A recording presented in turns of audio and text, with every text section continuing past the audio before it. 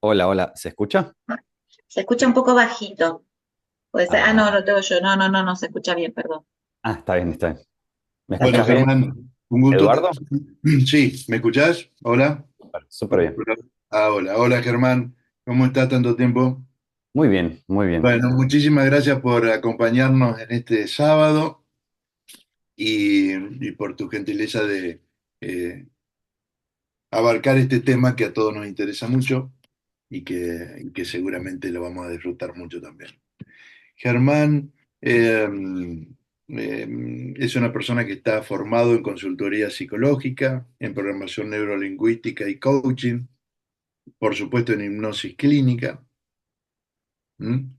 Eh, y su experiencia laboral es intensa ya desde hace varios años. Ha sido terapeuta de grupo en el Hospital Psiquiátrico Pillon de Rivière. Ha sido y ha trabajado como terapeuta de grupo en el Centro de Rehabilitación de Adicciones, Camino de Vida, y realiza prácticas privadas, por supuesto, desde 2023. Tiene publicado libros, 4 libros: Garuda, Manual Íntimo, Lo que buscabas y una felicidad secreta. Y en lo que el tema que los hemos invitado para que desarrollen en hipnosis ericksoniana está formado en Argentina con los hermanos Cooperman en Buenos Aires, con Igor Ledojowski en Inglaterra, con Mike Mandel en Estados Unidos y con Steve Gilligan también de Estados Unidos. Y bueno, y además él hace otras cosas, por supuesto. Él no le pone en su currículum, pero a mí me gusta decirlo. Es una persona que está formado en el arte del Tai Chi Chuan y del Kung Fu. Y esta disciplina la practica y la lleva adelante y la enseña también a sus alumnos. Así que gracias, Germán, y gracias por acompañarnos en este curso. Y adelante. Bueno, bueno, muchísimas gracias, Edu. Bueno, vamos a entrar en un tema muy interesante, por lo menos para mí, que a mí me fascina muchísimo. Y antes de entrar en trance y entrar en el tema de hipnosis y profundizar en hipnosis y profundizar en el trance, me gustaría eh, me gustaría que consideremos un poco este tema del estar conectados acá virtualmente, ¿no? Que cada uno está en su propia casa. Porque el tema de hipnosis y el tema de la comodidad, del estar relajado, del estar a salvo, del confort, ¿no? Libre de amenaza, bajo el propio techo, tal vez tomando algún matecito o simplemente escuchando y tomando nota, nos facilita una facilidad para explorar de otra manera, ya que ahora a medida que vayamos definiendo trances e hipnosis, nos vamos a dar cuenta de los distintos cambios atencionales que esto conlleva. O sea, cómo se va modulando nuestra atención a medida que vamos escuchando o pasando distintos procesos. Digamos que, por ejemplo, que voy a hacer una hipnosis grupal ahora, ¿no? Como para generar un estado de facilidad en el aprendizaje y podemos estar evocando distintas formas de aprendizaje, distintos momentos en los que nos fue fácil estar simplemente casi sin prestar atención, capaz mirando para cualquier lado y que el aprendizaje se dé. Y de eso se trata, ¿no? Este aprender hipnosis como una experiencia. Por eso es importante que en ciertos momentos en donde los invito a explorar qué es lo que está pasando en la atención, podamos distinguir en si estoy en un proceso de análisis o si estoy en un proceso de exploración, como si fuese una exploración científica, de buscando una evidencia en mi experiencia, ¿no? Entonces, para saber de qué se trata hipnosis hay que saborearla, ¿no? El trance hay que saborearlo. Y como son tan cotidianos los trances en los que vivimos, podemos experimentarlo por nosotros mismos. Y esta es una oportunidad para que juntos podamos explorar el fenómeno de trance. Simplemente, si nos concentramos un poquito más, pero sin esfuerzo, en eso que está pasando ahora con nuestra atención, en lo inmediatamente relevante. Y eso inmediatamente relevante empieza a asociar tal vez ideas, pero sí a generar un sabor de una experiencia. El trance no es un fenómeno analítico, es el sabor de una experiencia en el cual aparecen ideas y aparece el valor de las ideas profundo y empezamos a asociar eso. Y es posible que tengamos algún interés intelectual y que otros tengan un interés experiencial en el trance y ambos son válidos. Y es posible que nuestra curiosidad experiencial ahora sea alimentada por el fenómeno de trance. ¿Cómo puede llegar a ser esta hipnosis, ¿no? La curiosidad como a veces nos guía, como si fuese la voz de nuestro guía en forma de curiosidad.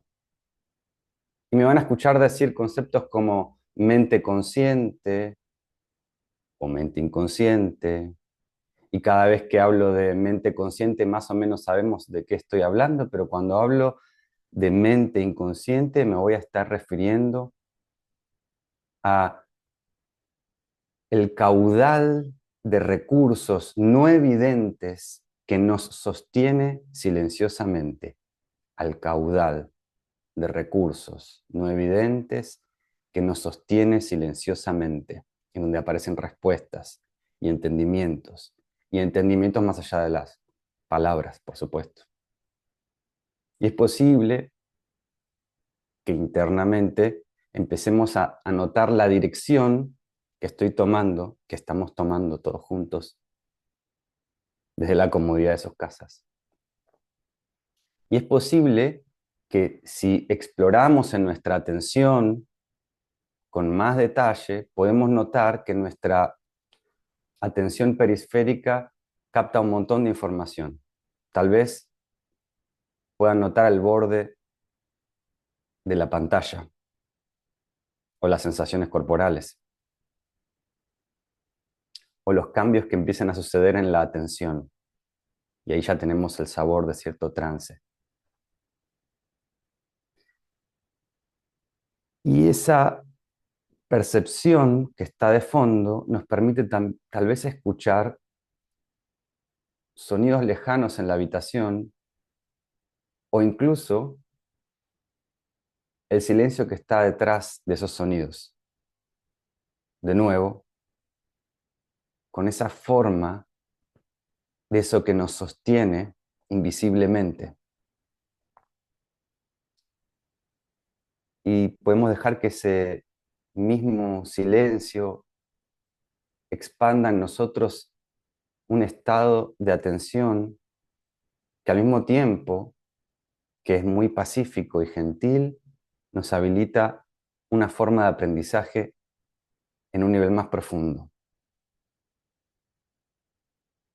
Y no es necesario prestar atención al sonido de mi voz o a los tonos o al tempo que voy cambiando y los tiempos, porque se trata más bien de su propio ritmo, del ritmo de su respiración, del ritmo que toma su confort, su comodidad y su aprendizaje, el ritmo de su propio, de cada aprendizaje. De forma que podamos predisponernos para ir avanzando en este sabor. Eso es. Muy bien, lo están haciendo bien. Y una distinción importante que quiero en el que quiero introducir es esto, ¿no? Tal vez alguno de ustedes esté tomando mate, yo tengo mate acá, y voy a utilizar el mate como para empezar a entrar en el tema de hipnosis, ¿no? Acá me cebo un mate, y es esto que está acá, este sabor que hay en el mate, es una experiencia que al mismo tiempo está más allá de todo lo que yo sé del mate. Yo sé que la yerba mate se hace fundamentalmente en ciertos lugares como Misiones y que hay distintos, y sé cómo se cosecha y sé cómo es la planta y todo lo que sé intelectualmente parecería no tocar la experiencia directa del mate. Y ahí algunos están agarrando el mate. Muy bien. Vamos a esto. Vamos a seguir profundizando en esto del mate, pero antes voy a, ¿tengo ya permiso para compartir pantalla? Perfecto. Claudia y Eduardo, siento una sensación muy familiar con ustedes. Tengo una sensación de un conocerlos. Y con su permiso voy a compartir, a ver si es aquí. A ver, esta es la de Zoom. Este no, este no, este sí. Y vamos a compartir pantalla y la presentación. Presentar. ¿Es así? Sí. Así. Muy bien.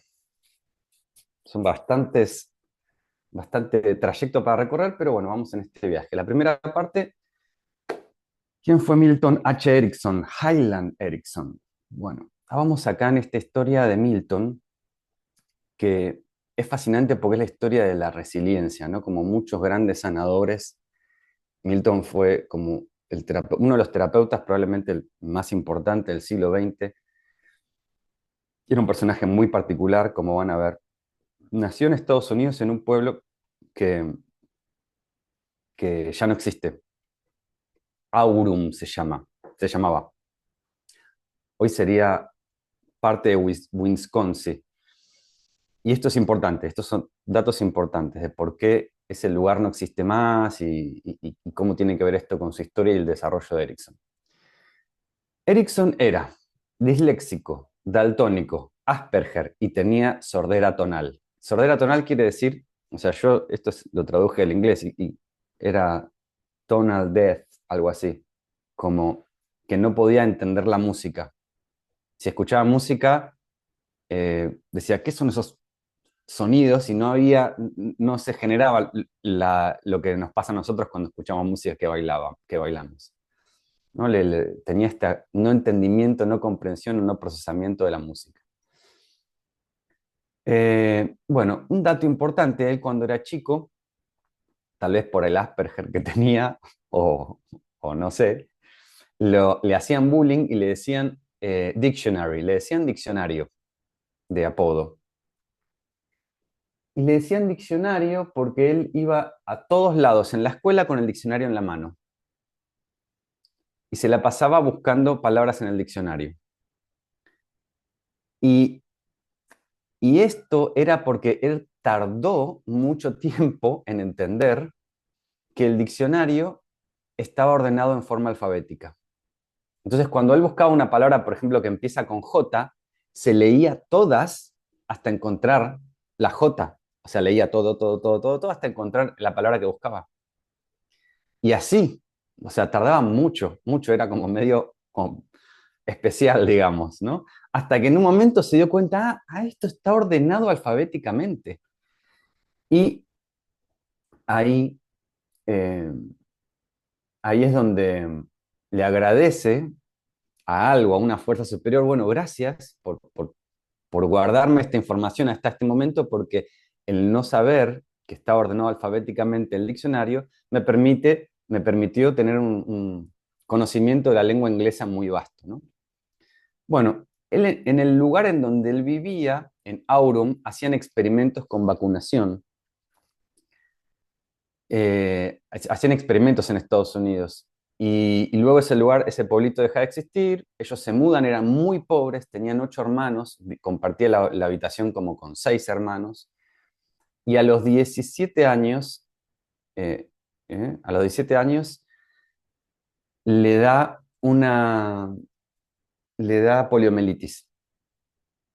Milton Erickson es un caso extraño donde tuvo 2 cepas distintas de poliomielitis. Esto es un dato importante porque él cuando tenía 17 años, que estaba ya paralizado y estaban los médicos ahí hablando con la madre y le dicen, su hijo va a morir, no va a pasar el día, o sea, le queda como un día de vida, algo así. Y la madre desconsolada llorando y Milton Erickson hacia sus adentros, mientras no se podía mover, estaba así, ni hablar, ni nada, estaba quieto, decía, yo no le puedo hacer esto a mi madre. Y, y ese, digamos, juicio de los médicos decidió tomarlo como una sugerencia vaga.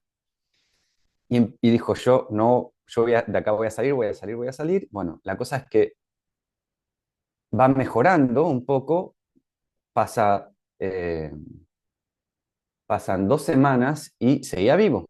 Entonces los médicos vuelven a ver a la madre y ahí mismo en la habitación con Milton Erickson, como sin considerarlo, le dicen a la madre, bueno, está bien, parece que parece que sigue con vida, pero no va a volver a caminar nunca más, nunca se volverá a mover, ya está.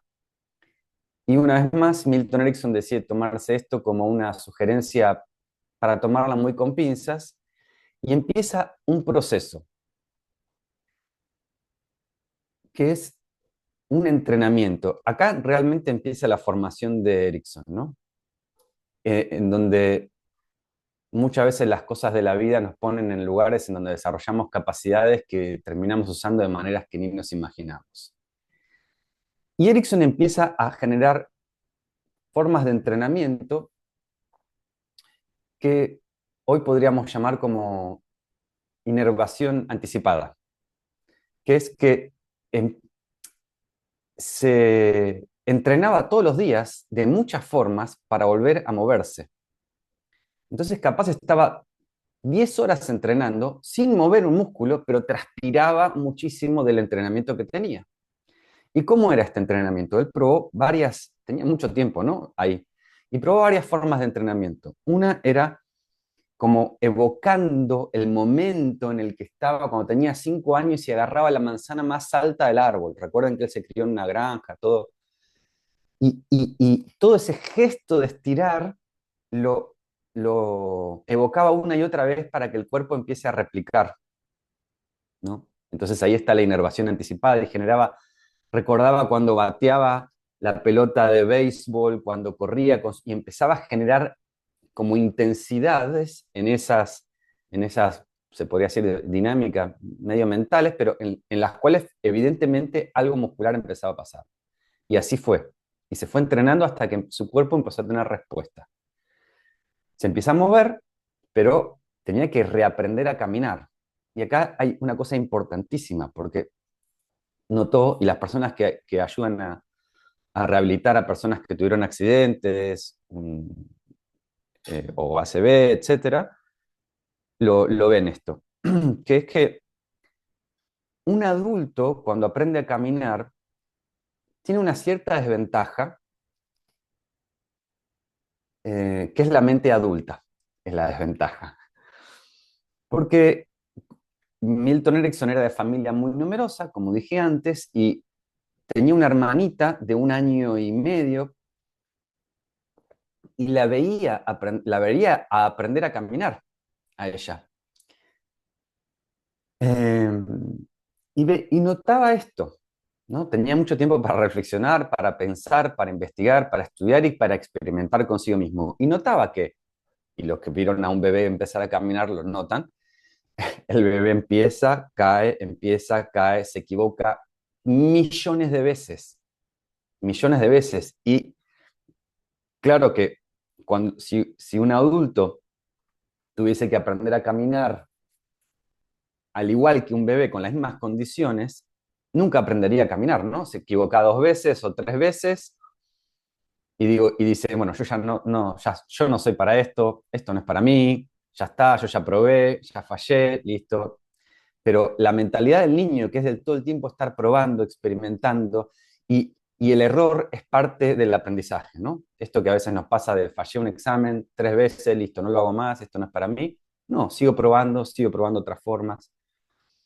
Y él empieza a generar como una mímesis con esto, ¿no? O sea, parte de sus experimentos y sus pruebas era mirando a alguien y percibiendo su cuerpo, qué es lo que le pasa al cuerpo cuando estoy viendo el mismo proceso afuera, y empieza a ver una mímesis de reflejo, ¿no? De neuronas espejo, y, y trabajar en lo que se llama, no visualizaciones, sino visuosensaciones, llamaría Milton Erickson, para que lo que esté visualizando o lo que esté viendo genere como una resonancia de sensaciones y finalmente un cambio en la fisiología que le permita empezar a moverse, y así empezó.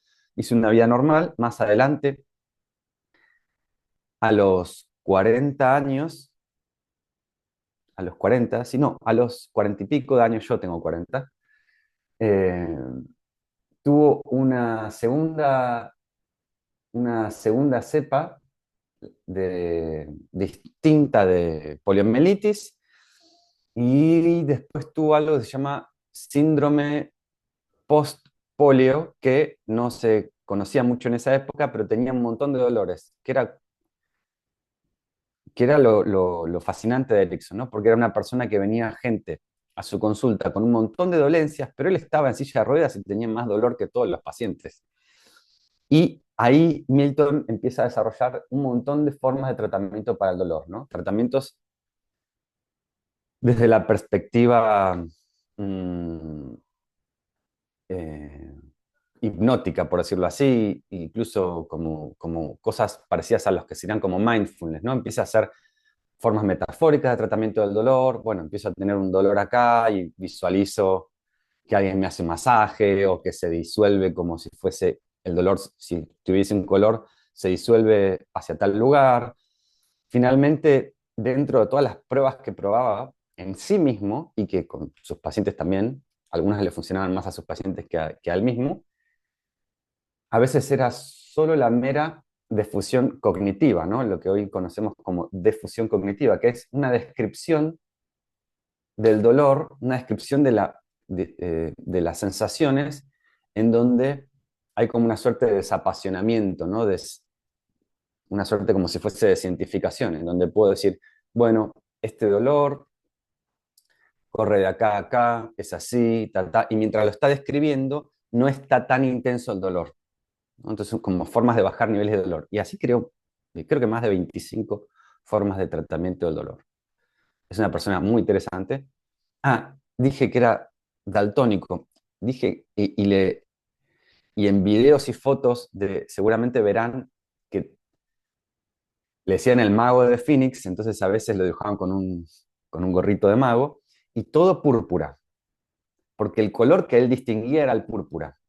Usaba traje púrpura, tenía todo el púrpura, era el color que él más podía distinguir. Bueno, estas son las ramas, algunas de las ramas, de hecho hay algunas que no puse, en las cuales encontramos influencia ericksoniana. Tenemos a Jeffrey Zeit, que de hecho lo puse primero porque es mi favorito, o capaz fue inconscientemente, o tal vez, no sé. Bueno, Bandler y Grinder, los creadores de la PNL. Jeffrey Zeit también es counselor y tiene un abordaje, es autor de tantísimos libros. Uno es Una terapia poco común, terapia cortada a la mitad. Tiene un abordaje como hasta poético, podría decirlo, porque acá voy a ir describiendo, ¿no? este proceso. Hace una semana me enteré, o un poco más, Claudia me dijo que estudiaron un poquito el metamodelo del lenguaje, en PNL y demás. Bueno, Bandel de Grinder, toman de Erickson también, modelan un montón. Modelar en PNL significa tomar las excelencias, ¿no? Como aprender las excelencias, ¿no? Incorporarlas. Tenemos Ernest Rossi, que como era médico y también como Erickson, ¿no? Se especializa más una, en la parte más, en la primera etapa de Erickson, la muy, muy, muy, muy inicial, en la que hacía hipnosis clínica, no ericksoniana, en donde no era lo, no estaba su creación, digamos, terminada, por decirlo así, pero en cómo los fenómenos eh, hipnóticos generaban cambios fisiológicos. De hecho, acá tenemos en Argentina, yo lo conozco personalmente porque es alumno de mi maestro de arquería, Mariano, no me acuerdo el apellido, Echagüe, bueno, que hizo unos trabajos en el CONICET muy interesantes con hemofílicos, y el trabajo de hipnosis era para que si se corten, que la sangre no salga. Fuertísimo. Y a mi profesor de arquería lo hipnotizó con el reloj al lado para hacer cosas que igual tuvo amnesia, ¿no? De eso, pero está filmado. Los mantenía en posturas, los mantuvo en una postura que es dolorosísima para el cuerpo y súper eh, cansadora, cosa que me resultó raro que al día siguiente no le dieran las piernas, durante casi 45 minutos o más, con el reloj al lado, y él no tiene ni registro de eso, ni tuvo dolor, ni tuvo bueno, de estas cosas más del estilo de Ernest Rossi, porque este hombre, Mariano, es discípulo de Ernest Rossi. Así que en Argentina tenemos a grandes exponentes de él. Paul Václavic, que es uno de los fundadores de la Escuela de Palo Alto, de las escuelas sistémicas. Tenemos a Steven Gilligan, al cual tuve el honor de conocer personalmente. Gregory Bateson, el famoso antropólogo. Tenemos un montón de ramas, y acá hay algo muy interesante, ¿no? Cada persona que se encontraba con Erickson veía una porción, y a veces parecería como que cada persona se fascinaba con algo y quería aprender algún truco de Erickson. Y tomaba algo, pero después con los años fue pasando de que cuando se juntaban eran como distintas piezas de un rompecabezas en donde, ¿qué es Erickson? Y parece que está mucho más allá de todo esto, ¿no? De estas piezas. Tad James, Tad James también hace PNL, ¿no? Es un referente de la PNL y es el creador de las dinámicas de línea de tiempo. Los protocolos de la línea de tiempo que se usan mucho en biodescodificación, que le dicen cambio de historia también, que son los que buscan el resentir hacia atrás en el pasado y cambian, digamos, de alguna forma reformulan la historia, eh, como cambiando la impronta que hay en ese momento del pasado, agregándole los recursos que hacían falta en ese momento y demás. Y hay una variedad muy grande de técnicas de línea de tiempo, de dinámicas. De hecho, hay un libro que él escribió Tad James que se llama Timeline Therapy, terapia de la línea de tiempo, en donde hay un montón de dinámicas que se basan en, bueno, primero la frase famosa de Erickson que dice, nunca es tarde para tener una infancia feliz, y luego la facilidad con la que Erickson, sin usar dinámicas espaciales como hace la PNL, sin hacer un trance formal como la hipnosis clínica, empieza a evocar momentos, cosas, como si fuese hablar de un juguete o poner un juguete sobre la mesa, unas bolitas. Yo lo hice con un paciente que tenía esclerosis múltiple. Y la respuesta fue increíble, ¿no? O sea, un paciente que tenía esclerosis y que su movilidad y que estaba muy ya reducida, empezamos a hablar de cosas de la infancia, en donde no había internet, en donde no había esto, en donde sí había esto, en donde sí había teléfono de línea, con disco y lo que sea, y traje bolitas. Y jugó a las bolitas y no le temblaban las manos y tenía precisión, jugó mejor que, me ganó, o sea, jugó mucho mejor que yo. Saben que yo tampoco soy muy buen jugador, pero Milton Erickson generaba en conversaciones casuales, en lo que es el trance lúcido, ¿no? Estos estados en donde llevaba como una suerte de regresiones a, a pacientes. Hay unas filmaciones, hay mucha mucho material de Erickson, ¿no? O sea, Erickson creo que tuvo documentados más de 500 casos seguros. Recordemos que Freud son como 30, o sea, en comparación es bastante. Hay en audiocinta y videos, y hay en video uno que yo recomiendo un montón, que es muy interesante, una regresión que le hace a un psicólogo que era medio, eh, que tenía como resistencia, como que no quería, no creía en la hipnosis y qué sé yo qué, y el psicólogo, un psicólogo como si fuese de los años 70. Tenía un bigote bien mostacho, bien grande como Nietzsche. Y empieza a hablar como así casualmente de una cosa, de la otra, y lo hace ir a una regresión y le pregunta, Robert, ¿qué edad tienes? Y el psicólogo este, que era un tipo como muy intelectual, muy serio, en un momento pone una mirada de inocencia y dice, 5. Ah, qué interesante. Y le empieza a preguntar cosas de la edad de 5 años, ¿no? Y en un momento, para generar como más confusión todavía, le dice, Robert, ¿qué tenés ahí abajo de la nariz? Y este Robert, así como un nenito, como se toca la cara, se toca la nariz, abajo de la nariz y dice, tengo pelo. Dice, pelo. Dice, ah, ¿y qué hace? ¿Y qué hace un nene de 5 años con pelo debajo de la nariz? Y se queda como así, como sin entender, mirando para todos lados y dice, ah, ya sé, es de cuando era grande. Es como su mente pudo resolver eso y luego, después de pasar por eso, esto está filmado, el tipo no lo podía creer que había pasado por esta experiencia. Bueno, tenemos Robert Dilts, acá otro de las influencias, Robert Dilts. Robert Dilts tiene un trabajo y libros sobre el tema de creencias, que me parece fundamental. Yo creo que todos ustedes vieron 5 leyes biológicas y hay algo que me parece muy interesante en mi experiencia personal de conocer un montón de personas que se formaron conmigo en 5 leyes biológicas, no como yo como profesor, sino compañeros, y y otras personas que no en mi misma formación, pero yo le pregunté cuáles eran como cuál era los distintos protocolos o formas de operar que tenían con respecto a las 5 leyes biológicas, porque no hay estandarizado, Hammer no dejó estandarizados métodos. Hammer, de hecho, tenía algunas cosas que son bastante ericksonianas. Entonces, más o menos por el 2015, 2016, mis colegas no me decían cómo trabajaban. No me decían. No, eran como confusos, no me decían. Y hace unos años me empezaron a decir, bueno, que trabajan fundamentalmente en percepción, en cómo se percibe la realidad y en creencias, que es el trabajo que hizo Robert Dills. Robert Dills, de nuevo, él hizo un trabajo así muy grande porque su madre tenía cáncer, tenía un diagnóstico eh,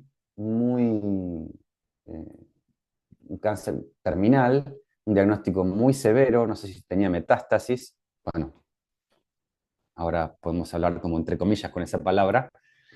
Eh, y, y él lo que decide es llevarla a una casa de veraneo, lejos de la televisión, lejos de toda comunicación con el exterior y hacer un trabajo con ella sobre creencias. Y hacer un trabajo, trabajos de PNL y trabajo de creencias como reconfigurando un poquito la percepción y las nociones con respecto a la salud, la enfermedad, etc. Y bueno, la madre sobrevivió, se recuperó, vivió muchos, muchos años más. Ahora, bueno, murió de mayor. Robert Dills también es un hombre muy grande. Ahora tengo un amigo que trabaja con él, de hecho lo vi ayer. Y Robert Dills tiene como casi 80 años, 79. O sea, es un hombre grande, su madre ya murió, falleció, pero bueno. Tenemos Giorgio Nardone, otro exponente de terapias breves estratégicas, junto con Bill O'Hanlon, Edward T. Hall y Michael Hall, que son no parientes, pero tienen el mismo apellido, que tienen la influencia ericksoniana, o sea, y hay más, de hecho, que no estoy, pero decidí como los más relevantes poner. Entonces, eh, con con estas ramas estoy queriendo decir que no es tan sencillo hacer un esquema para reducir o generar un modelado completo de Erickson. Pero vamos a ver un poquito este modelado de Bandler y Grinder, con lo cual ustedes están familiarizados porque hicieron PNL. De hecho, muchas dinámicas de PNL son herencia de Erickson bajadas a una estructura de esquema de paso 1, paso 2, paso 3, como tiene la PNL, ¿no? De ejercicio. Entonces, Bandler y Grinder eh, tuvieron de profesor a estos dos personajes, a estos dos monstruos gigantes, ¿no? Gregory Bateson, que escribió estos libros hacia la ecología de la mente, Pasos hacia la ecología de la mente, libros eh, de ciencia, de biología.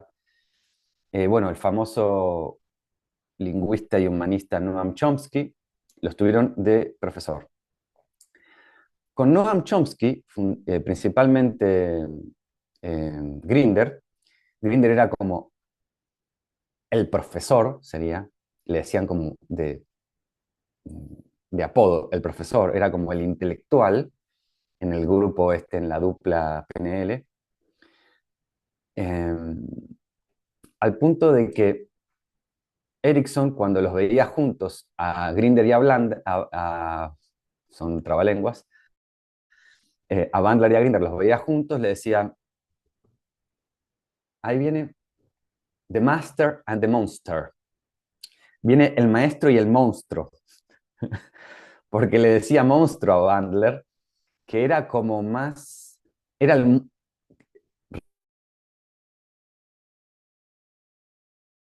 realmente era el mucho más talentoso, una habilidad eh, mucho menos intelectual, y venía de otro, era un rockero, medio del mundo de las computadoras, y el otro era intelectual. Pero, bueno, no vamos a decir por qué le decía monstruo. Ya las noticias habrán corrido.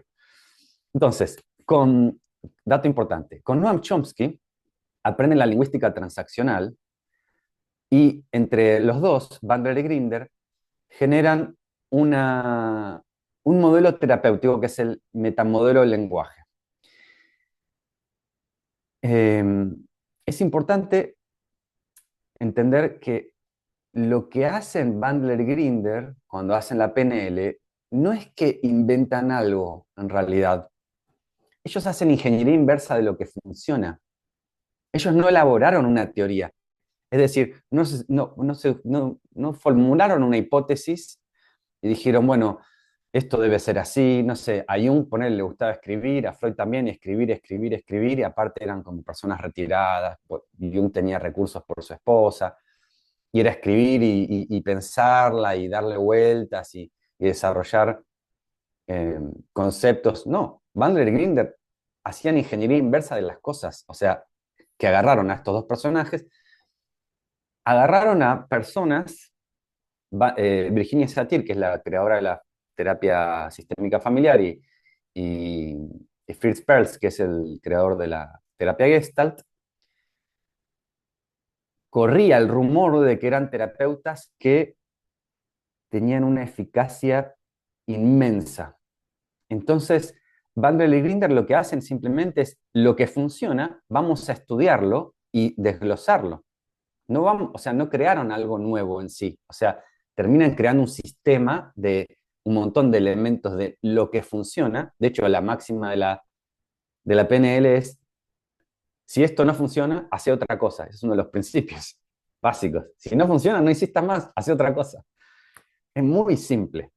Y lo que hacen es ingeniería inversa de lo que pasaba acá. Y lo que hacen con esa ingeniería inversa es algo así como modelar competencias inconscientes, por ejemplo, que tenían en su manera de operar Virginia Satir y Fritz Perls, y estructurarlos de acuerdo a la lingüística transaccional de Noam Chomsky, aquí presente. Y tenían un sistema ya completo. O sea, que en el metamodelo del lenguaje lo que tenían era una forma de ir a la estructura profunda, a desglosar cómo toda la cadena de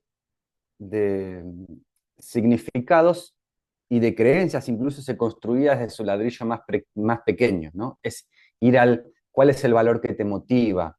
Empiezan a salir todas las preguntas terapéuticas que ahora se utilizan en manuales de todo, de todas, de coaching hasta de psicología, de psicoanálisis. Se usan estos estándar de preguntas. Pero cuando ya estaba el sistema completo, y teniendo de profesor a Gregory Bateson, dicen, bueno, muy lindo todo, pero yo les sugiero que vayan a ver a mi amigo eh, Milton Erickson.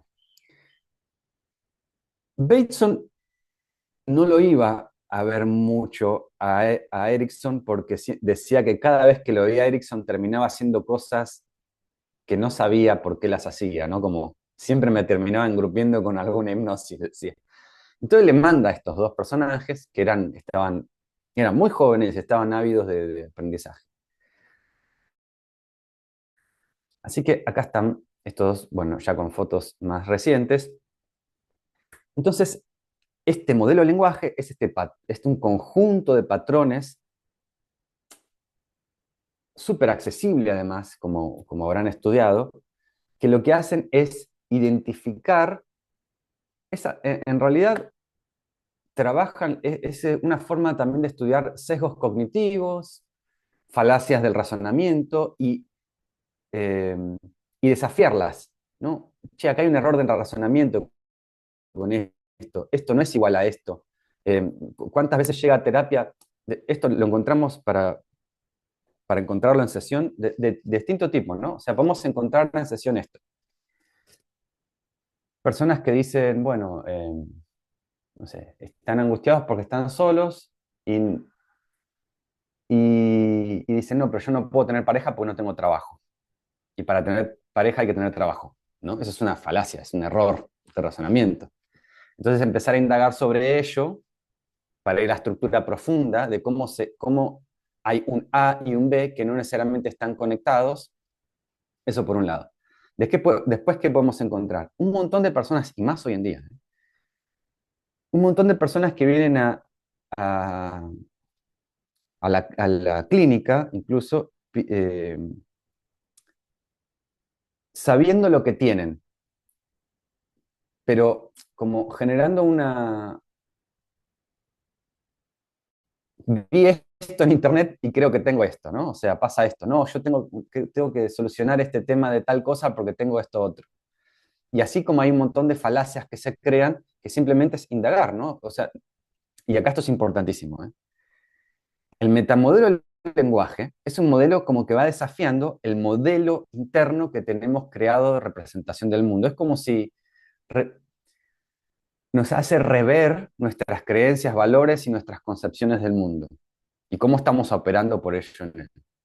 Como esto es un desafío, es una forma puede representar una amenaza a nuestra constitución del mundo.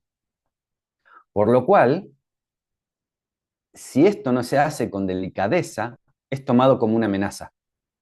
De nuevo, y ahí activan los sistemas de alerta, los sistemas de defensa, ahí vemos de la teoría polivagal, ¿no? Y vemos que empieza como a aparecer que cuando, de hecho en la jerga de PNL se dice, que cuando el metamodelo del lenguaje se utiliza sin ética, uno se convierte en un metamonstruo. Y yo vi gente trabajando así como metamonstruo, que es, acá recién Eduardo dijo que yo hago Kung Fu, ¿no? Si yo en una clase de Kung Fu hago pasar a alguien al frente y enseguida le pego, lo ataco y lo apego, estoy siendo un monstruo. Si yo amablemente le muestro cómo acercarme y levantar la guardia y demás, ahí estoy realmente haciendo un cambio positivo. En una lo hago para quedar como un campeón, lo cual está muy mal, porque no es el objetivo de eso. Entonces, ante el público yo vi esto operar mucho, ¿no? Esto pasa mucho. Los desafíos del modelo del mundo, que tenemos todos, falacias del razonamiento, distorsiones cognitivas, este tipo de asociaciones complejas. Cuando yo digo, estamos en un público y alguien dice, bueno, tengo una situación familiar. Ah, estás descubriendo la verdad. Situación familiar es muy vago, muy en específico. ¿Qué es? Decilo, no mientas, no mientas más. Bueno, no, yo tengo un problema de pareja. Problema de pareja, pero puede ser esto, puede ser lo otro. ¿Ves? Estás encubriendo la verdad. O sea, puedo ser muy eh, sarcástico y quedar como si fuese una persona como que tiene, no sé, como cierta autoridad, pero violenta con respecto a esto, ¿no? Por eso hay que usarlo con mucha ética y mucho cuidado y así como ir en puntitas de pie para tocar. Además, que, que todos los sistemas de creencias tienen un montón de sistemas de seguridad, y más cuando hay una herida, ¿no? Cuando tenemos cosas que queremos encubrir y están sensibles, obviamente que hay un montón de emociones que van a salir a defender eso que no quiero mostrar, ¿no? Entonces por eso hay que ir con mucho cuidado. Entonces, el metamodelo del lenguaje es algo que va al hueso, es la lupa que va al, a la esencia de la cosa, ¿no? A clarificar y ver la verdad que estoy encubriendo, a sacar las nubes, ¿no? Entonces, clarifica la comunicación, identificamos las limitaciones y se facilita el cambio. Y es así, como muy directo. ¿Qué te impide lograr tu objetivo? ¿Qué pasaría si esto sucede? ¿Desafías un miedo? ¿Cuál sería la consecuencia de esta acción? Bueno, ¿cuál es la motivación detrás de esto? Y toda una serie infinita de preguntas con respecto a esto que pueden surgir más, de hecho. Entonces, aparentemente, el sistema ya estaba completo, ya tenían su sistema terapéutico estos dos personajes. Pero cuando van a ver a Milton Erickson, se encuentra con algo muy distinto.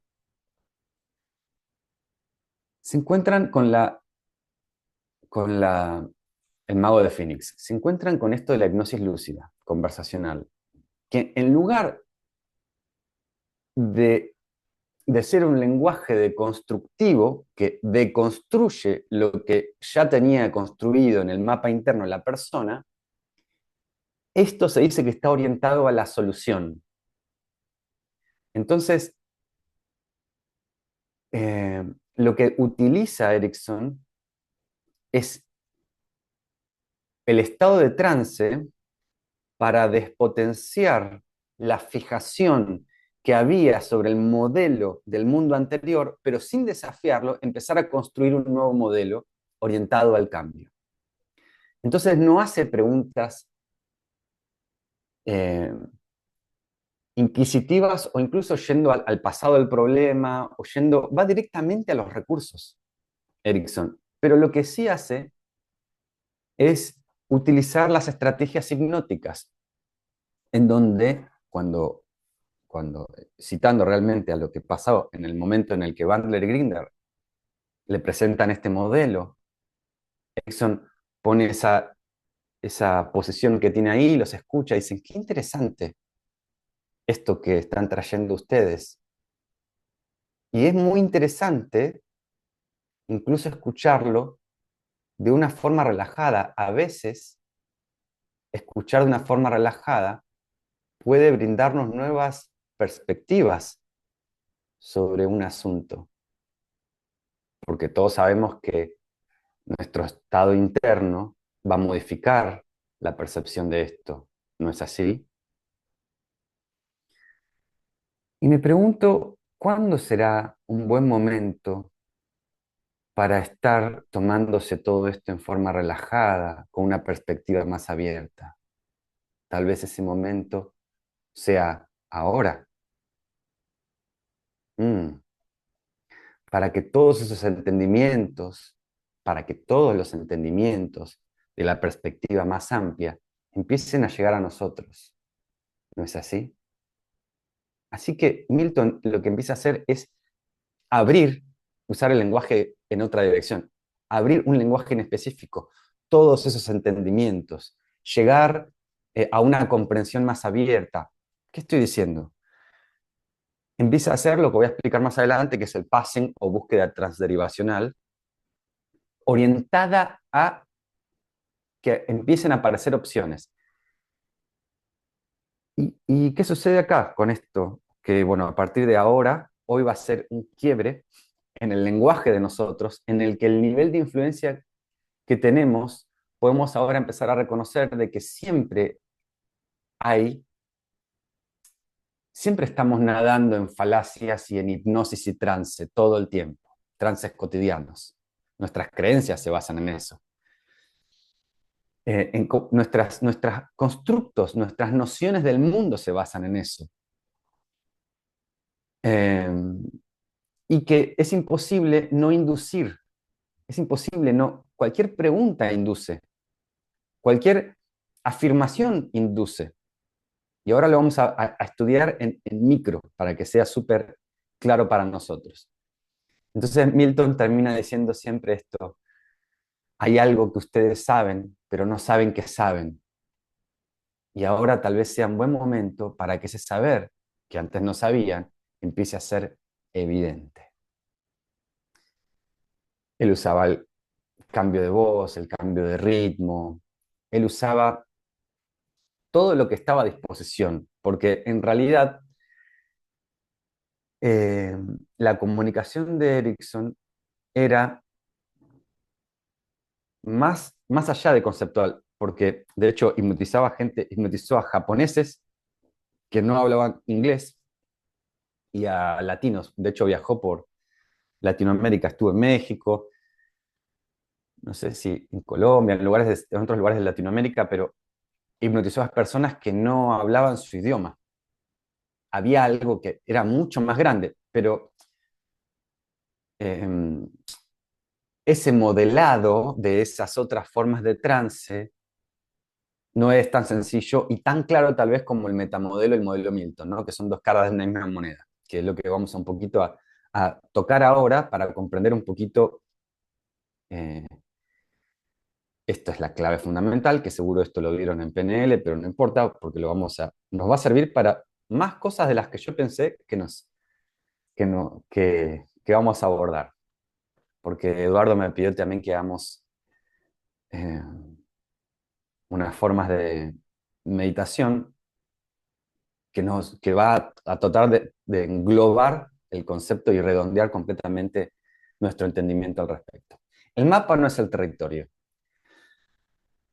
Bueno, esto es interesante. Esta frase de Alfred Korzybski, que se utiliza en programación neurolingüística, esto nace de que en la Primera Guerra Mundial, cuando él y su pelotón cayeron a una fosa que no aparecía en el mapa, esto es fundamental, estaban recorriendo un territorio y cayeron mirando el mapa, cayeron a una fosa que no estaba en el mapa. Entonces, ahí se empieza a desarrollar una idea. El mapa no es el territorio, cayeron a una fosa que no estaba en el mapa. Nuestros, eh, nuestros constructos, nuestros mapas siempre quedan chicos ante la realidad. Y el territorio es una experiencia que queda eclipsada cuando solamente vivimos como punto de referencia tomando nuestros conceptos y nociones del mundo. Es como que dejamos de ver y ahora vivimos suponiendo porque vivimos continuamente posicionados en nuestros modelos conceptuales y vemos a través de esas lentes. Y de hecho que es casi, no es imposible, pero es muy difícil si no nos dan la indicación o no nos invitan a ver más allá de esos mapas. Entonces, cuando salimos de un modelo conceptual, saltamos a otro. El espacio vacío que hay entre medio es como un abismo de misterio. Pero es ahí en donde hay más flexibilidad. Y ese espacio en el que vamos a tocar con algunos trances y con la meditación final. Esto es un poco lo que dije yo al principio, ¿no? Con respecto al sabor del mate y el mate, ¿no? Los mapas, esto son todas mis nociones y saberes con respecto a esto. Pero el territorio siempre trae algo nuevo, algo distinto, un montón de matices, pero muchísimos matices. Y el tema de los matices es fundamental porque eh, Erickson tenía esta concepción, que era que él no podía crear un método, con lo cual ya no podría hacer protocolos, por ejemplo. Él no podía crear una teoría de la mente, decía. Si tuviese que crear una teoría de la mente, la tendría que crear individualmente para cada persona, ¿no? Como si fuese... Y él, realmente es lo que hacía, porque él tenía un respeto muy grande por el modelo del mundo de cada persona y utilizaba los elementos de él, de ese modelo, del modelo que traía cada persona y las nociones que traía cada persona. Entonces, esto también seguro lo conocen, de esto hay mucho más, o sea, de hecho, bueno, voy a explayarlo un poquito más grande, ¿no? Pero en los modelos que utilizamos, esto se llama modeladores universales. Modeladores universales es de qué forma nuestra, en nuestro cotidiano, nuestro mapa que formamos, es una forma también de economizar energía, ¿no? Generalizamos la experiencia, generalizamos. Esto pasó X veces, va a seguir pasando. Esto es funcional. Esto nos permite operar con mayor velocidad, tal vez. Eh, pero una generalización muchas veces puede ser disfuncional. Por ejemplo, bueno, podemos encontrarla de una forma eh, muy clara, que es en esto de, bueno, una persona que dice, todos los hombres son iguales, una chica, todos los hombres al final son iguales. Bueno, esa generalización, o sea, tuve una mala relación, dos malas, tres malas, todos los hombres son iguales, es una generalización disfuncional que le va a impedir eh, relacionarse con una persona, con un hombre, ¿no? Finalmente, tenemos que un poquito desafiar todas las generalizaciones para poder ver más allá de cualquiera de nuestros mapas. Cualquier mapa va a eliminar información y con eso significa también eliminar los matices. Hay cuestiones como fisiológicas, relativamente fisiológicas, que vemos tenemos una percepción, por ejemplo, visual, que es entre infrarrojo y ultravioleta. Entonces ya eliminamos información del potencial que hay. Quiere decir que de lo que hay más de lo que vemos. Pero si de lo que percibimos suponemos que es todo, bueno, esto es una falacia entonces. Y estamos eliminando información que está fuera de nuestro interés tal vez, o que está fuera de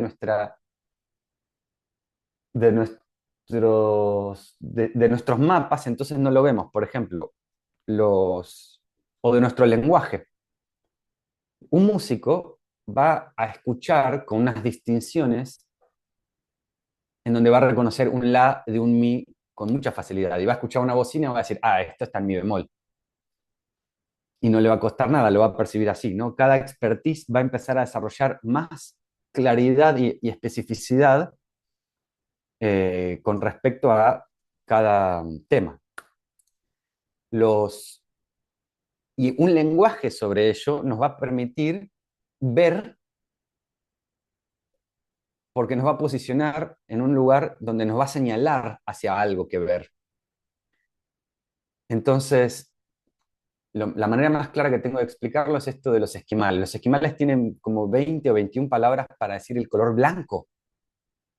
Y esto es fundamental porque si, si no tuviesen esas distinciones, ellos no podrían distinguir el blanco que sirve para construir una casa de un iglú, que el blanco que si piso ese blanco del suelo, me caigo y me voy al fondo. Entonces pueden ver más matices que blanco. Yo veo dos, tres, ponele, o uno. Pero si no tenés las distinciones de ese blanco, de ver esos matices de blanco, morís, porque te vas al fondo del océano helado, o porque no puedes construirte tu iglú, o porque no puedes distinguir dónde pisar y dónde no, etcétera, ¿no? Y distorsiones perceptuales, ¿no? O sea,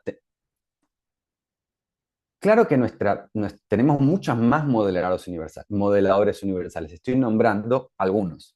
Tenemos, no sé, cómo agrupamos la información, con respecto a determinados objetos de percepción, podemos interactuar. Son todas formas de cómo nuestro mapa va a ir constituyéndose, distorsionando por nuestros filtros perceptuales, eliminando información, generalizando. Acá, con respecto a un mapa, puse una maqueta, por ejemplo.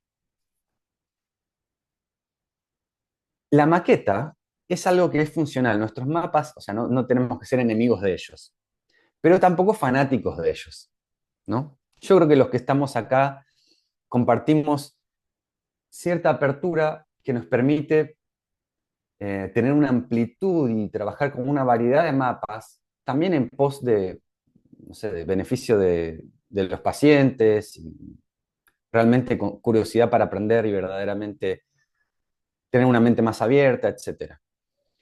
Veamos lo que pasa acá. La maqueta esta es, por ejemplo, un trabajo de arquitectura, es un mapa, es una representación de una casa, pero es un poco incómoda para transportar en un colectivo. Tal vez algunas de ustedes vieron eh, gente llevando maquetas re incómodo en el tren, en el colectivo, y es incómodo de transportar. Más cómodo de transportar es hacer un ¿cómo se llama? Un mapa como los planos de una casa, como los planos de mi propiedad, por ejemplo. Entonces, tener planos es más cómodo para transportar y es práctico. Bien, hay que hacer una reforma, se cambia acá el plano. Pero si tengo el plano en la casa y quiero ir al baño, bueno, no se puede en el plano hacer ir al baño, ¿no? O sea, hay que ir al territorio, ¿no? Entonces hay un aspecto funcional de nuestros mapas y hay un aspecto en el que continuamente tenemos que trascender el mapa y encontrarnos con lo inefable del territorio. Acá puse el modelo Milton y puse como una moneda, ¿no? Como metamodelo del lenguaje y modelo Milton como dos caras de una misma moneda. Cierto, eso sí, sí, no lo dije al principio, pero está más que claro. Eh, si quieren hacer preguntas, pueden hacerlas por acá. Y yo voy a ir viendo a poquito y respondiendo. Bien, se escucha bien, ¿no? Sí, sí, acá estoy viendo que algunos dicen que sí, escuchan bien ese Sí, audio. sí, se Excelente. escucha bien, Germán. Excelente. Metamodelo. En el metamodelo puse una carretilla porque en la jerga de la PNL se dice, cuando una persona empieza a hablar de forma muy abstracta, invitarlo a llevar al metamodelo y decirle, nombrame las cosas como cosas que entren adentro de una carretilla. Nombrame cosas concretas, ¿no? Hablar de amistad, amor, hablar de conciencia, de conceptos de este tipo, que en realidad que son con los que vivimos, son muy abstractos, pero si específicamente podemos empezar a llevarlos a elementos más pequeños, podemos operar mejor en la estructura profunda del lenguaje, específico, preciso, hasta lenguaje técnico operativo. Y el modelo Milton es un lenguaje más, la estructura superficial del lenguaje más vago en específico y, entre comillas, empático. Digo empático porque pasa esto. Miren, yo antes de la pandemia daba clases con un amigo, Julián Cortina, con el que coach y hacía PNL él, con el que, por ejemplo, dábamos en empresas esto y veíamos que había distintas formas de distintas personas que se agrupaban en roles en las empresas de acuerdo a cómo utilizaban su lenguaje inconscientemente. Los líderes de la empresa usaban el modelo Milton. Lo que usaban era un lenguaje vago inespecífico. Chicos, ahora somos un equipo y todos juntos vamos por lo mismo. Tenemos trabajar en conjunto y en ese trabajo sentirnos hermanados y acompañarnos los unos a nosotros y entendernos mejor.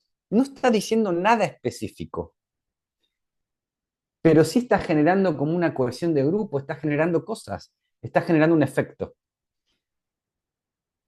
Después había otro personaje. Esa persona podía armar grupos, armar equipos, pero no podía resolver nada sin el mano derecha, que el mano derecha era el que nadie quería, que era el que se encargaba de los números, de llevar a lo concreto. Bueno, pero en lo concreto, para tal fecha se concreta esto y específicamente así.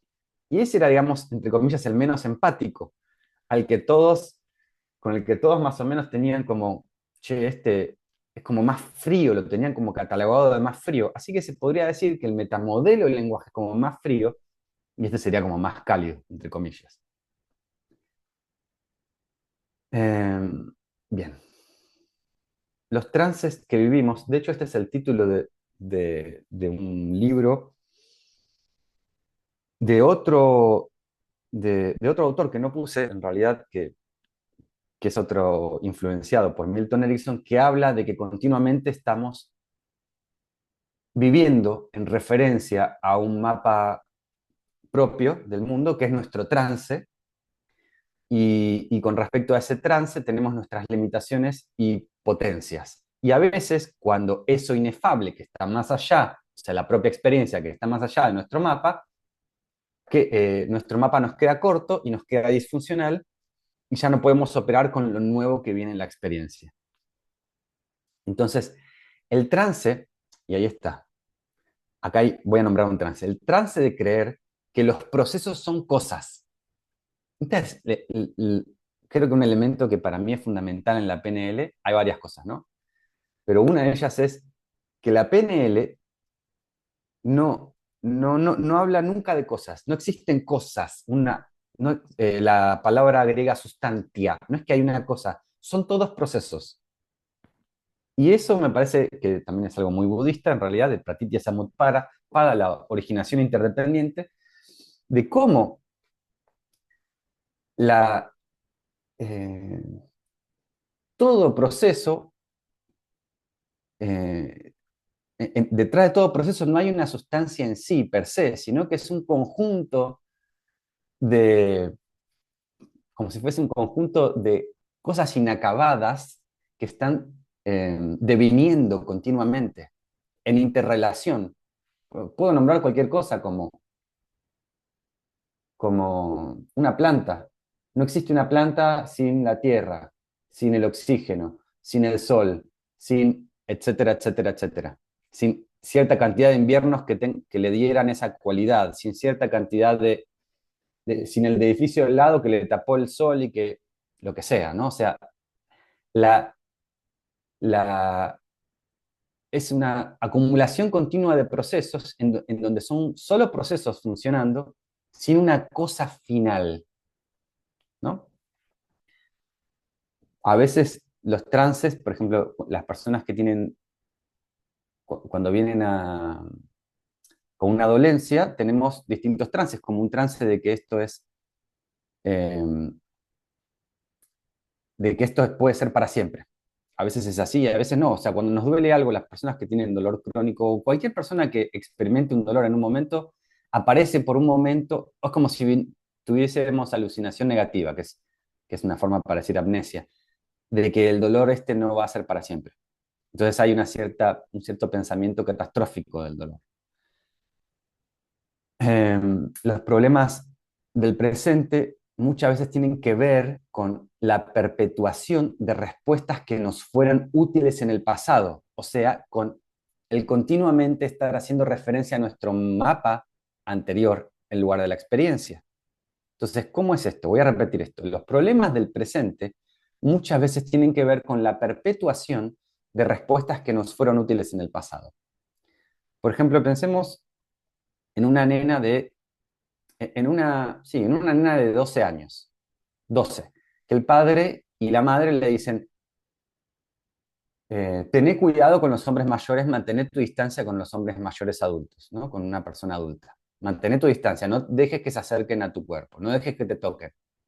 Eso está súper bien cuando tenés 12 años, pero si ese mismo esquema sigue funcionando cuando tengo 30 años, bueno, no va a poder suceder nunca la intimidad. O sea que va a haber un mensaje que siguió, que fue funcional en un momento, pero que ahora en el presente, no se está actualizando de manera adecuada. Eh, bueno, esto es importantísimo. Las representaciones mentales, es decir, nuestro mapa del mundo, va a generar somatización, se va a somatizar. Esto no es siempre, pero acá puse el ejemplo del limón, ¿no? Que si yo empiezo a hacer una inducción y hablamos de cuando cortamos el limón y lo ponemos en la boca y lo saboreamos, ya algo empieza a pasar en las papilas gustativas. Y bueno, y podemos hablar de distintas formas de trance que generan distintas sensaciones, ¿no? Quiere decir que las distintas recién yo hice un ejemplo medio falaz, porque hablé del sabor del mate, que no toca el saber, porque está ordenado en este momento, pero sabemos que se puede generar una sugestión con respecto, como el efecto Pigmalión, ¿no? O sea que la información que tengo de eso que va a pasar va a condicionar la experiencia, ¿no? La información que tengo sobre el mate, si me dicen el mate es venenoso y me sugestionan con respecto a eso, capaz me cae mal en la panza o capaz me cae mucho, muy mal, ¿no? Y dicho esto es también algo muy interesante, que Richard Bandler sacó un producto al mercado que funcionó muy bien, que se llamaba placebo, que eran unas pastillas. De hecho, tenía un maestro, un lama tibetano, Lama Ganchen, que daba pastillas de nada, pastillas de píldoras vacías, que era como, no, toma esto, te vas a curar.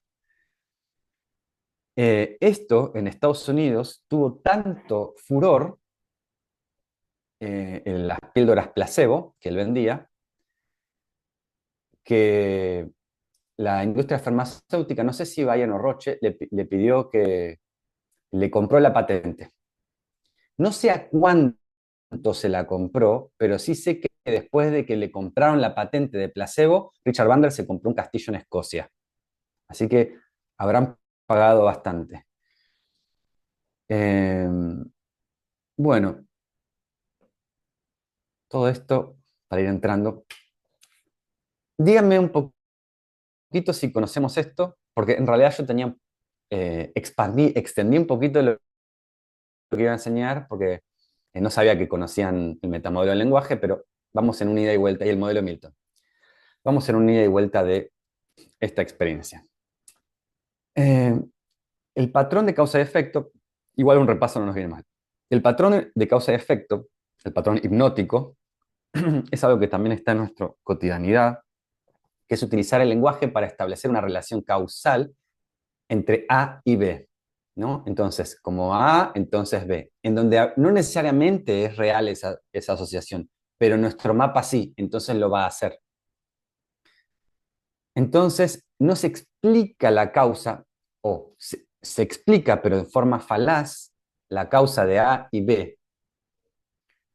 Entonces, esto se detecta en patrones lingüísticos si pasa esto, entonces esto otro, ¿no? No sé, si ella me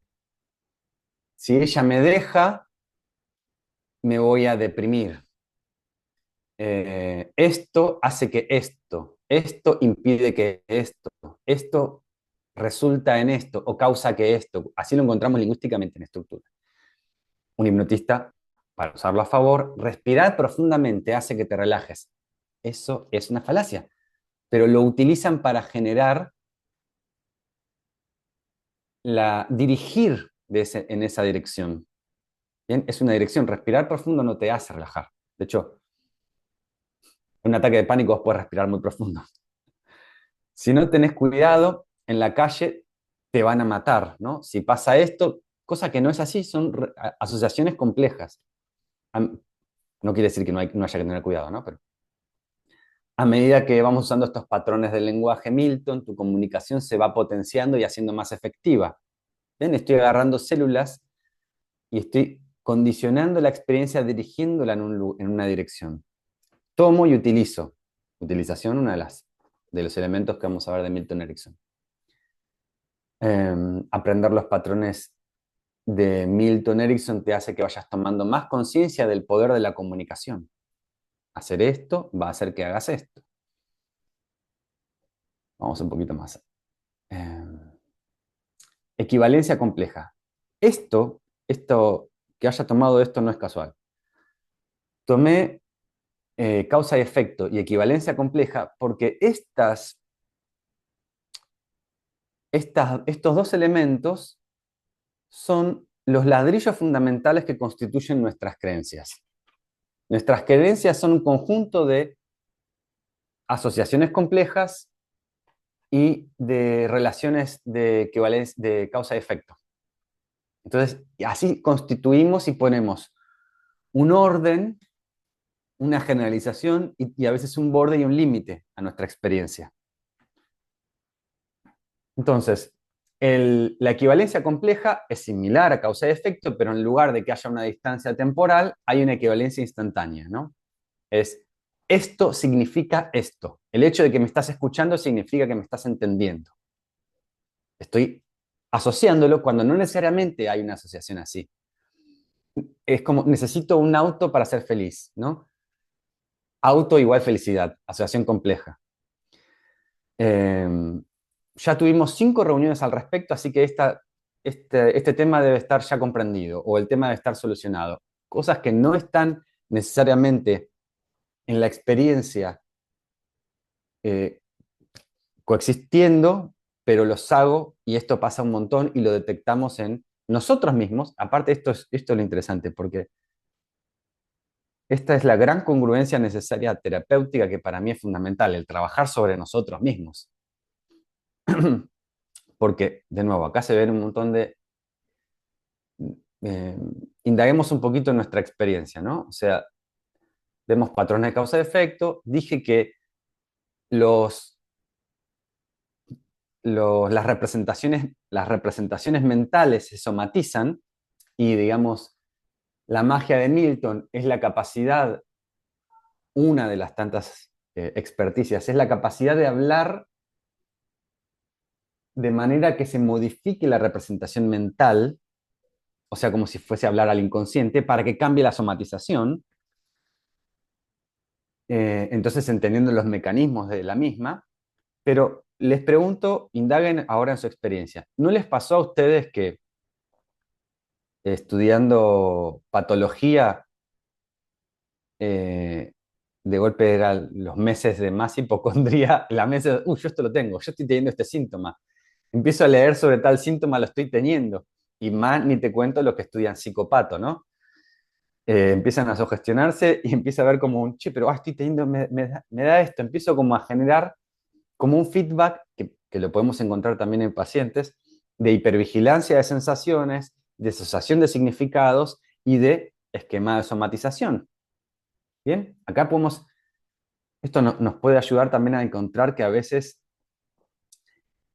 nuestras formas de representación mental y nuestras formas de llevar nuestra atención van a potenciar cierto esquema de sensaciones, cierto esquema de significados que van a funcionar como un loop en la experiencia. Y pueden incluso, no sé, o sea, si ese loop puede activar o sea, puede reforzar un choque biológico o me puede ayudar, si utilizo estos patrones de manera adecuada, si utilizo el patrón, por ejemplo, de causa y efecto de manera adecuada cuando estoy haciendo una psicoeducación con un paciente que está en fase de recuperación, está en fase PSLA o PSLB, y lo que tengo que hacer es acompañarlo en un proceso en el que no quiero que conflictúe más, que no genere más bioshock, o sea, que no genere una reacción ante la respuesta biológica natural de su programa biológico en la fase final, cuando se está reparando, que no lo dramatice para no generar más conflicto, ¿no? Esta relación de causa-efecto en forma ordenada va a ser fundamental. Bueno, nominalizaciones. Esto también es fundamental, porque un poco lo nombré recién acá al principio, que la nominalización es lo que nos hace percibir eh, a grandes rasgos los procesos, que todo es proceso, como cosas.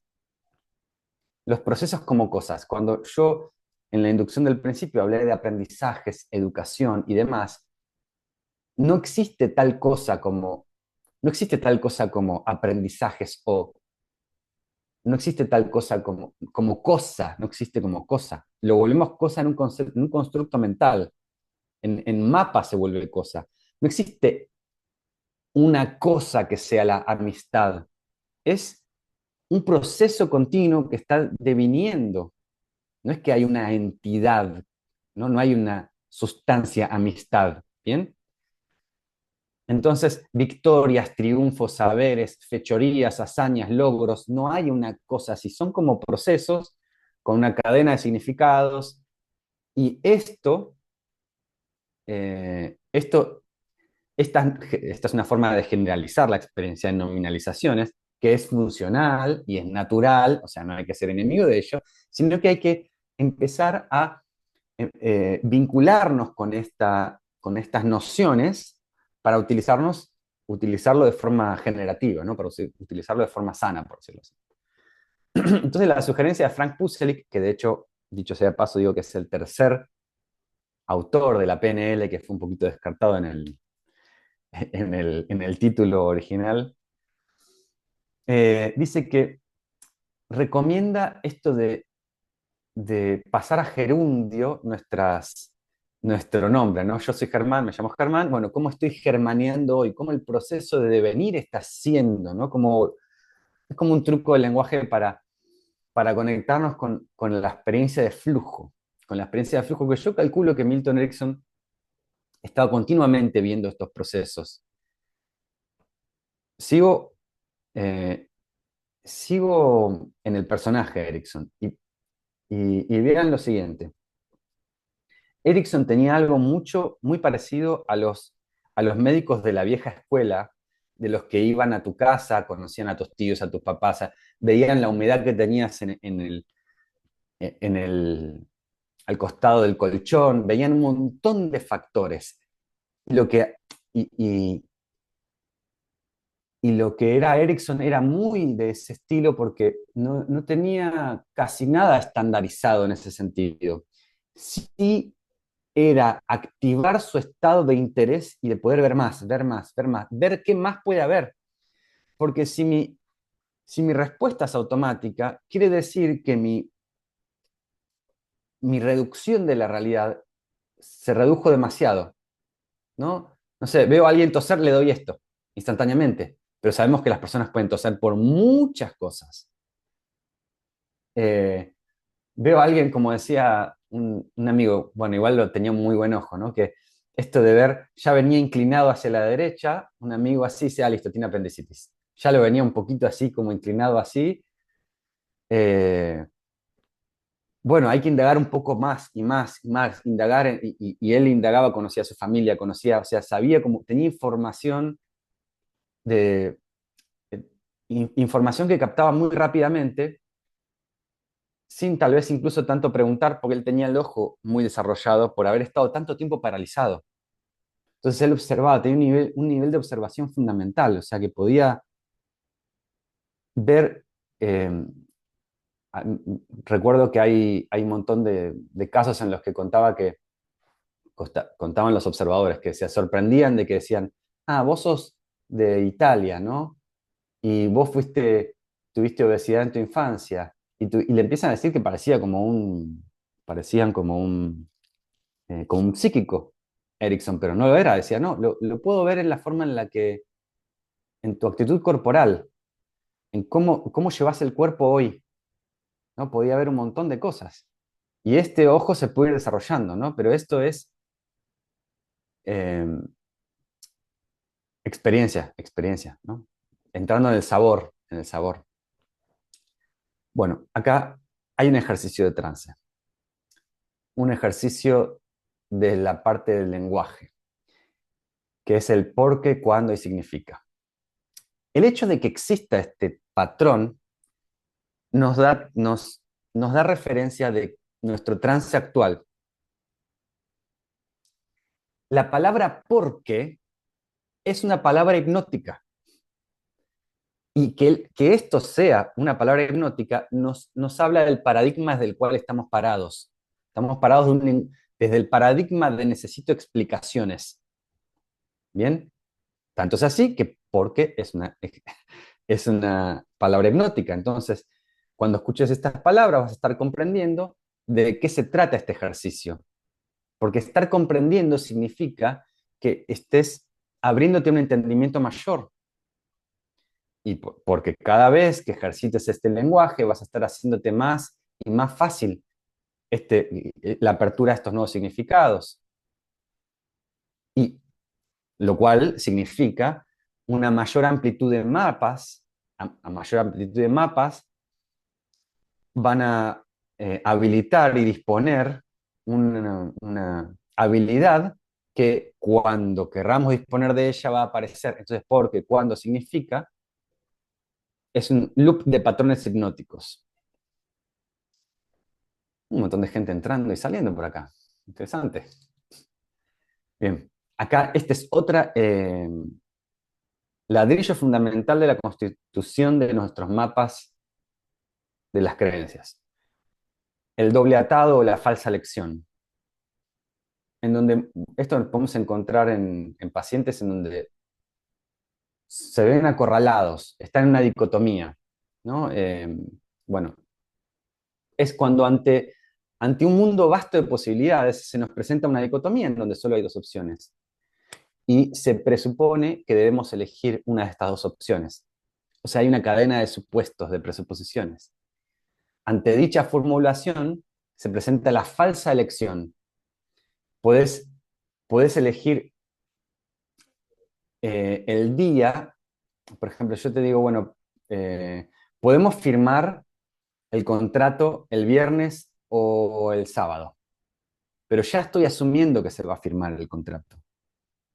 Vas a estar, no sé cuándo será que estés entrando en trance, si ahora o cuando termine de decir esta oración. No estoy asumiendo algo y dándote dos opciones y llevándote hacia cierto lugar. Entonces yo acá puse, esto es como votar. Las falsas elecciones. O sea, hay dos opciones y bueno, es como querés salir, bueno, invitar a una chica, ¿querés salir conmigo el jueves o el viernes? ¿Querés que, como mi papá cuando era chiquito, ¿querés que te pegue con la mano derecha o con la izquierda? Falsas elecciones. No hay una elección real en esto. ¿Preferís aprender esto instantáneamente o en forma gradual? Lo estoy usando en forma generativa, ¿no? Para promover el aprendizaje. Pero nos encontramos con esto. Por ejemplo, en sesión. Cuando una persona dice, bueno, solo puedo hacer esto o esto. Solo esas dos cosas. O sea, nada, y también en esto de o pasa esto o me mato, o pasa tal cosa, son como si fuese que la realidad de su mapa se redujo a esas dos cosas. Entonces, nuestra nuestra labor es ampliar su mapa, acompañarlo, no diseñándolo yo mismo, sino acompañarlo a un estado en el que haya una mayor amplitud de recursos para que se pueda actualizar su mapa ante la experiencia actual. Bueno, vamos a hacer unos pequeños experimentos juntos. Milton Erickson entonces operaba en las representaciones mentales, y la representación mental no es algo literal, no es una cuestión informativa literal. Y vamos a ver cómo es esto. Como reglas en la hipnosis y en el sistema de representaciones internas, es que no existen negativos. Tal vez en PNL vieron algo que se llama las condiciones de la buena forma, las condiciones de la buena forma, las CBF, que es plantear los objetivos de forma positiva. Es decir, si viene alguien y dice, yo no quiero estar enojado, o cuál es tu objetivo, y yo digo, bueno, yo no quiero sentirme así, eso, no quiero sentirme así, es lo único que hay en mi representación mental, el sentirme así. ¿Bien? O sea, no hay un no sentirme así. Lo voy a poner en estos términos. Si yo digo, no pienses en un elefante rosa, lo que aparece instantáneamente, muy rápido, es un elefante rosa en mi representación mental. Y luego lo puedo correr o lo puedo tachar. Es como si fuese en la película que se corre en mi mente, que mi mente se expresa en forma de imágenes y palabras y diálogo interno. En esa película aparece un elefante rosa. No existe un representarse un no elefante rosa. Entonces, cuando alguien dice, no, yo no quiero, ¿cómo quiero estar? No quiero estar enojado, la imagen que aparece mental es el estar enojado. Entonces, es como si querés estar. Y quiero sentirme en paz, bien, relajado, quiero sentirme así, así. Y ahora, la imagen cambia, la representación cambia y es hacia ahí que vamos. ¿Se comprende esto, no? Esto muy sencillo, como de unas pequeñas operativas de esto, ¿no? Hagamos este pequeño juego. Cerremos un poquito los ojos. Cerremos los ojos, ojos cerrados, y representemos esto en nuestra mente. El caballo corre. El caballo corre. Eso es. Prestemos atención, tomemos nota. El caballo corre. Muy bien, vamos a una segunda representación interna. Y vamos a ver qué cambia. El caballo está corriendo. El caballo está corriendo. Eso, corriendo fácilmente, el caballo corriendo naturalmente. Muy bien. Bueno. Entre la primera representación y la segunda, usualmente lo que hay es un cambio de dinamismo en la representación mental. El caballo corre puede ser una foto, se representa como una foto.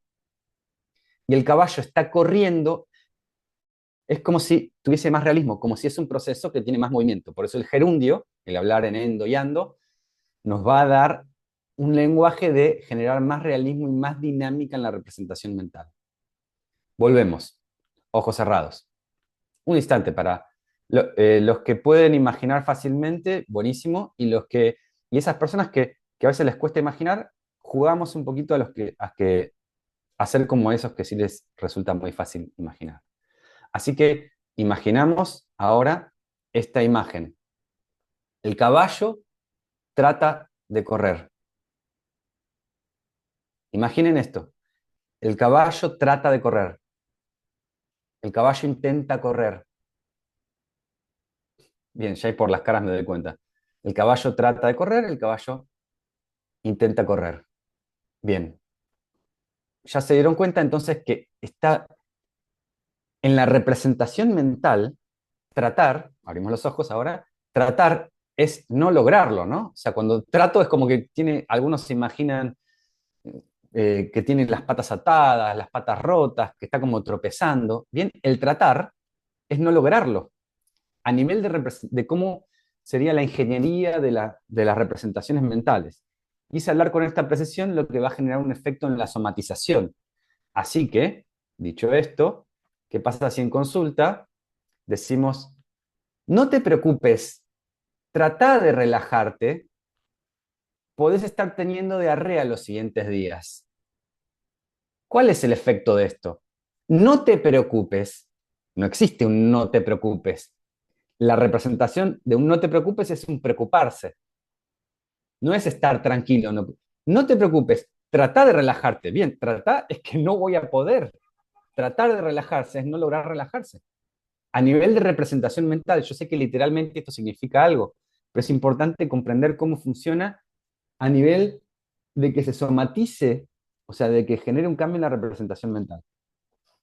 Podés estar teniendo diarrea los siguientes días, ¿no? El gerundio lo puse de manera que la persona va a estar preocupadísima, con diarrea, tratando de relajarse y no pudiendo relajarse y empeorando su efecto, ¿no?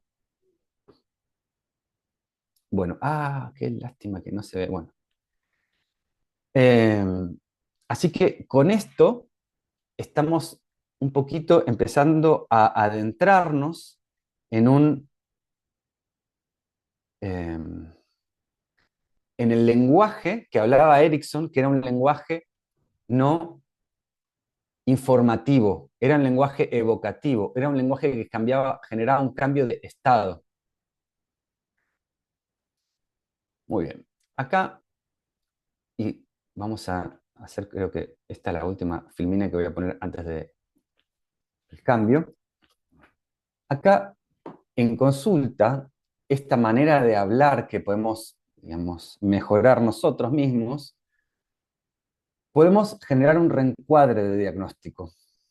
Quiere decir, voy a decirlo ahora como la palabra bendecir, podemos bendecir un poquito, ¿no? O sea que damos dirección en cómo se vive la experiencia, cómo se vive la experiencia incluso del programa biológico, en cómo se vive la experiencia a veces de de levantar más alertas o como ya existe esto del bioshock, ¿no? Del shock diagnóstico, por nombrar la experiencia en forma de que genere parálisis, de que genere más peligro, ¿no? Porque estas condiciones para que se genere el conflicto, esto de que sea irresoluble, vivido en soledad, un diagnóstico, yo no es que puedo batallar, huir de él, es un peligro que puede ser, que es vivido en soledad porque lo tengo yo, que, que depende del dramatismo con el que se me diga y la importancia de esta dramática con la que se me diga, yo voy a generar parálisis, o sea, voy a generar bioshock, ¿no? Entonces, nombrar la experiencia de que la persona, de forma tal de que la persona pueda integrar, procesar y acceder a más posibilidades. A esto voy a nombrar como bendecir con la palabra. Entonces, a veces, cuando encontramos que en mi mapa interno yo no tengo la capacidad de ayudar a la persona, porque ponerle veo el diagnóstico de algo que es para mi mapa, veo que es incurable, yo voy a decir la verdad, que es, no está dentro de mis capacidades. Mi formación fue limitada hasta acá. Esto es, hasta yo, mi persona no llega. Esto me parece fundamental. Hace un par de años me pasaron la membresía de un programa eh, así online que se llama Unity, que lo creó este tipo Joe Dispenza, del cual no es un santo de mi devoción, pero me pareció que era muy lindo esto, ¿no? Que había todos los expositores, había como, no sé, 50 expositores de distintas formas de terapia. 50. Cada uno de estos 50 tenía, atrás de sí mismos, tenía más de 3.000 personas que los acompañaban. Ahora lo interesante, cada uno de los 50 expositores eran personas que tenían un diagnóstico terminal, que habían tenido un diagnóstico terminal hace, no sé, 20 años. Ponele. y daban testimonios de, che, yo fui a 5 especialistas, a 10 especialistas, a 15 especialistas y tenía un diagnóstico terminal. Hice tal cosa, no sé, me comí una ensalada de apio y hice una dieta del apio, lo que sea, y se me fue. Pero no entra dentro de la estadística. Y lo interesante es que todas las personas que los seguían daban, o sea, si, no sé, la persona que tuvo tal cáncer de páncreas terminal en un X, tenían atrás de sí mismos, los seguían, no sé, 5.000 personas que les había pasado lo mismo. 15 médicos le dieron el ultimátum, le dieron listo, ya estamos, y acá estoy, mejor que nunca. El ver eso, el ver ese programa, me parecía que ya de por solo verlo era algo transformador, porque ampliaba el esquema mental en el que estamos. Decimos, che, mirá cómo la experiencia le gana al relato que me enseñaron. Y era como algo posibilitador en sí mismo, ya era como sanador para la experiencia, ¿no? Para la creencia, ¿no? Abrir la creencia un poco más. Entonces voy a nombrar pequeñas, y con esto cierro este pequeño, eh, vamos como al cambio, ¿no? Al almuerzo. Pero bueno, nombrar la experiencia de forma de que sea posibilitante, ¿no? Integrar, procesable, para acceder a más posibilidades. Una mujer viene a consulta con un cáncer de mama y viene en shock, viene como paralizada porque para ella la palabra cáncer era tremenda. Entonces, eso no le permitía ni hacer nada y estar con mucho miedo y tampoco le permitía hablarlo y compartirlo con su familia, ni hacer un tratamiento, nada, estaba en parálisis total. Viene a sesión y empezamos a buscar una forma, por ejemplo, y encuentra ella en realidad su forma de nombrarlo de forma de que pueda moverse, de que le dé movimiento, de que pueda hacer algo con eso. Y la manera que encontró esta paciente es decir esto: tengo el diagnóstico de un tumor no del todo benigno. Lo nombró así, capaz es un eufemismo, pero no importa. Y nombrar la experiencia de esa forma le permitió buscar tratamiento, hablarlo con su familia, sentirse acompañada, le dio como aire, le dio libertad, le dio movimiento, ¿no? Le quitó drama, le quitó niveles de angustia, le bajó dolor, le bajó, bueno, fue así. Un paciente también viene a una consulta mía, un paciente que tenía psoriasis y para él la psoriasis eh,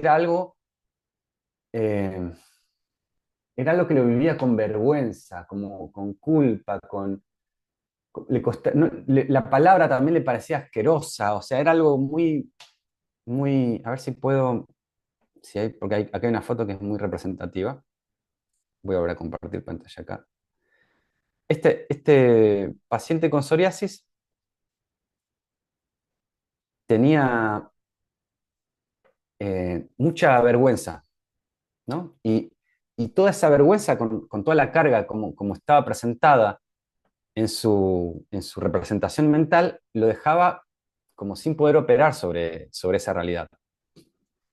Entonces, empecé a utilizar estas terapias, esta modelo ericksoniano de utilización y empezar a orientarme hacia la solución y orientar hacia que la persona me empiece a contar cómo eh, generar, qué hacer con esto a modo de cambio, ¿no? Bueno, se imaginó cambiar cuando se cubre, por ejemplo, o en el proceso de curación, abrir un centro para personas con psoriasis. ¿Bien? Abrir un centro con camas solares para que las personas puedan tomar sol. Bueno, acá se ve el dibujito, ¿no? Acá está. Entonces, esta persona se empieza a usar su hemisferio creativo, a pensar en creatividad, en ayudar a otras personas, saca el centro del problema, se saca y empieza a pensar en solución, y empieza a decir, claro, y ayudar a la gente con ungüentos y ponerle, no sé, emplastes de avena, y empieza a llevarlo para este lado, se empieza a sentir mejor, cambia su estado, y en un momento le digo, y podría ser que ese centro para personas con psoriasis se podría llamar parque psoriásico o psoriatic park. Entonces la persona, el paciente este se empezó a reír y lo empezó a asociar con Jurassic Park, ¿no? Jurassic Park, Psoriatic Park, y se empezó a reír y entonces empezó a poder decir, eh, sin vergüenza que tenía psoriasis, riéndose de Psoriatic Park, contando el chiste de Psoriatic Park. Nombré la experiencia de forma de que bajó el dramatismo. Y ese bajar el dramatismo quiere decir, funcionó en su vida que él dejó de usar mangas largas, dejó de taparse los codos y los brazos, empezó a tomar sol ahí, se empezó a mejorar los síntomas. O sea, generó un cambio solo por la forma de nombrar la experiencia. Y esto tenemos una amplia posibilidad en este campo, ¿no? Bueno, es lo que vamos a estar explorando a lo largo de este viaje. Es el comienzo, capítulo 1. Creo que ya es un poquito momento para ir a la Muy horita bien, de comer. Germán. Sí, ya estamos en hora de comer. Muy bien, Buenísimo. muy interesante. Después seguimos entonces. Buenísimo.